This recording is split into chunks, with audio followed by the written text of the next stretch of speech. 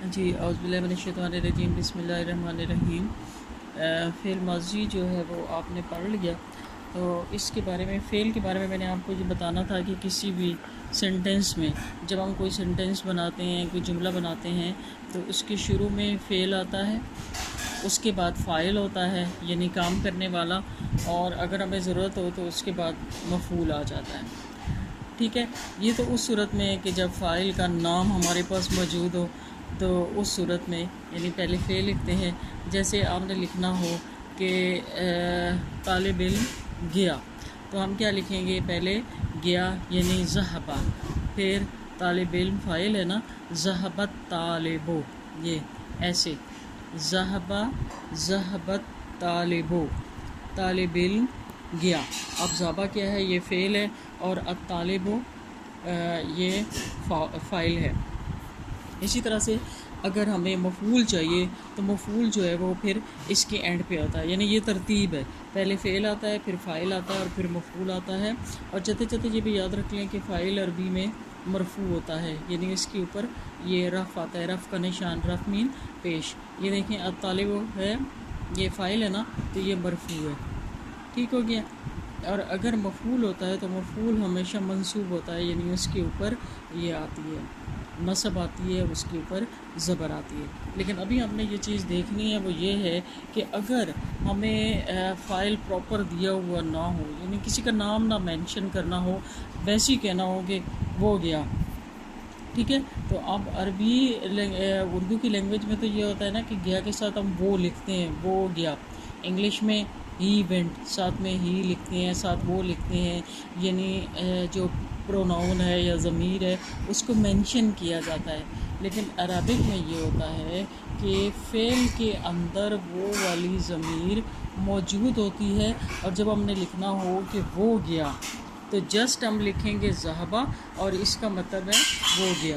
ذہبہ کا مطلب ہی وہ گیا ہے، ہمیں الگ سے وہ لکھنے کی ضرورت نہیں ہے۔ تو ایسی صورت میں پھر ہم کہتے ہیں کہ ذہبہ کے اندر ہوا ضمیر مستتر ہے، ٹھیک ہے۔ مستتر کا مطلب ہوتا ہے چھپی ہوئی ہے۔ تو جو بھی صیغے ہیں ان سب کے اندر ان کے اپنے مقام کے مطابق، مرتبے کے مطابق، یا ان کی جو جگہ ہے نا اس کے مطابق اس کے اندر ضمیر موجود ہوتا ہے۔ یہاں پر بتانے کا مقصد ہی میں یہ بتانا چاہتی ہوں کہ کس کس صیغے کے اندر کون کون سی ضمیر چھپی ہوتی ہے، یہ آپ یاد رکھیں، ٹھیک ہے۔ جیسے آپ لوگوں نے ضربا سے فعل ماضی کی گردان سیکھی تھی، تو ضربا کا مطلب ہے اس نے مارا۔ آپ دیکھیں یہ اس نے خالی مارا نہیں ہے، اس نے مارا، اس نے اس کے اندر موجود ہے، تو یہ کون اس کے اندر موجود ہے؟ ہوا، یعنی آپ لکھیں، ہم لکھیں نہ لکھیں، اس ضربا کے اندر ہوا موجود ہے۔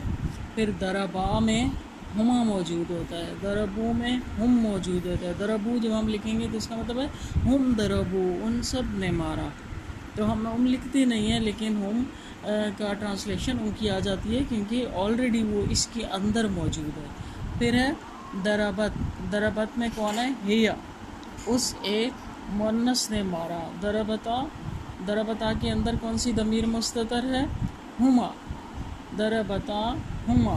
ضربنا کے اندر ہن، ضربتا انتا، ضربتما انتما، ضربتم انتم، ضربتے انتے، ضربتما انتما، ضربتن انتن، ضربتو انا، ضربنا نحن، ضربنا نحن، ٹھیک ہے۔ یعنی یہ آپ ایسے ہی پڑھتے تھے نا، یہ مفرد مذکر غائب ہے، ٹھیک ہے، یہ مفرد مذکر غائب ہے۔ تو مفرد مذکر غائب کے لیے جب گردان کا کوئی بھی صیغہ لکھیں گے، ذہبا لکھا ہے ہم نے، ضربا لکھا ہے، یا ہم نے نظرا لکھا ہے، سمعا لکھا ہے، تو اس کے اندر ہوا ضمیر مستتر ہے۔ پھر ضربا، اس میں تثنیہ جو ضمیر ہے وہ کون سا ہے؟ ہما اس کے اندر ہے۔ یہ میں نے لکھ کے اس وجہ سے بتایا ہے کہ اس کے ساتھ یہ موجود ہوتا ہے۔ یہ کبھی یہ لکھنا پڑ جائے کہ ان دو نے مارا، وہ دو گئے، ان دو نے پیا، تو ہم جسٹ ماضی کا تثنیہ کا صیغہ لکھ دیں گے تو وہ ٹرانسلیشن میں اس کا میننگ آ جائے گا۔ ضربو ہم، दरबू हम यानी हम दरबू, इसका एक्चुअली ये क्या है, हम दरबू, उन सब ने मारा। तो हम ना भी लिखेंगे, खाली दरबू लिखेंगे तो इसका मतलब क्या हो जाएगा, उन सब ने मारा। दरबत ये एक्चुअली क्या है, हे या दरबत, हे या दरबत, उस एक मुअन्नस ने मारा। तो हम हे या ना भी लिखें, खाली दरबत लिखें तो ये इस ज़मीर के मीनिंग इसके अंदर आ जाएंगे। फिर दरबता हुमा दरबता, दरबना हुन्ना दरबना, फिर दरबता अंता, दरबतुमा अंतुमा, दरबतुम अंते।